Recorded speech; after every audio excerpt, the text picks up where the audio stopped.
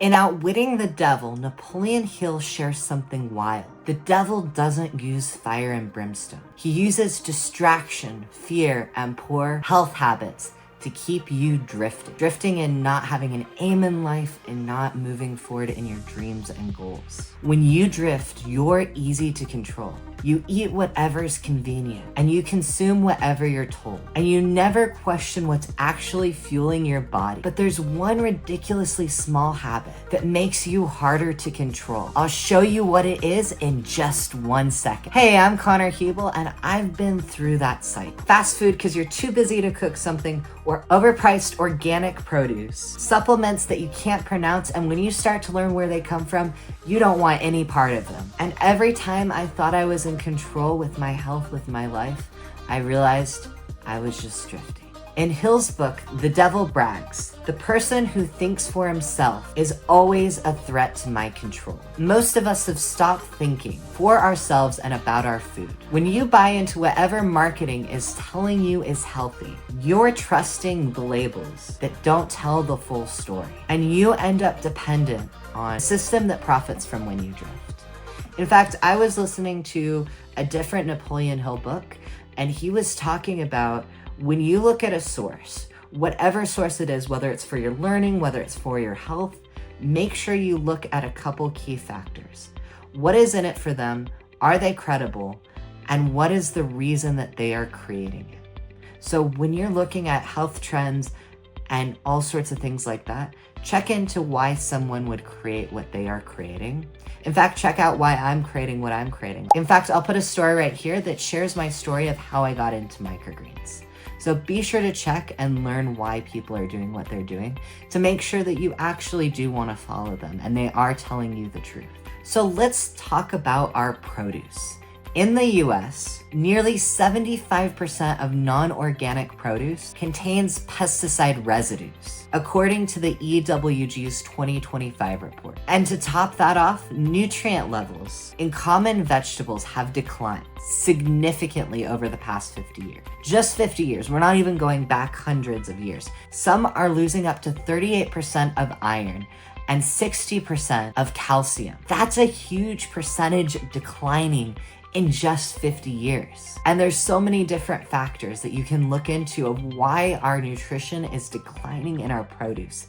It is really unsettling when you look at that. So back to the devil's game. The devil makes you think that you're choosing when it's quietly choosing for you. And I just want to dispel a myth. For those of you who have not read Outwitting the devil isn't someone with a pitchfork and big horns and a tail.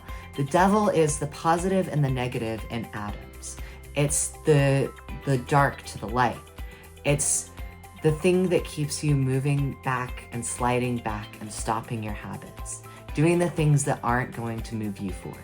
Napoleon Hill had a conversation with that part of the universe, or whatever it is, to the point where when he started writing the book Outwitting the Devil, his wife would not allow him to publish the book until after their death, because he knew that the repercussions of that book was going to ripple out into his family. So I highly recommend checking out this book. In fact, I've been reading 100 books in the past 2 years, and it is by far one of my top 5 favorite books. So now, how do you resist the devil? Resistance can be very simple as a tray of food, grown by you, for you. No middleman, no manipulation, no drift.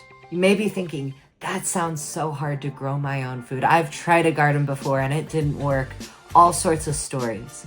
And just pay attention to those, because that might be a part of you drifting into that space that we don't want to be in.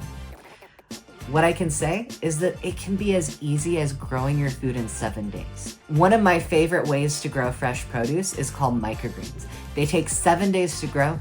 It's as easy as lifting the 2 trays up, putting a cup of water in, putting that back down, putting it right next to a window, and you're ready to go. And the great thing about microgreens, they are 40% more nutrient dense than your mature vegetables at the store. So they're super healthy and nutrient dense for you. And you know that it's clean, pesticide free, nothing on it that you don't want.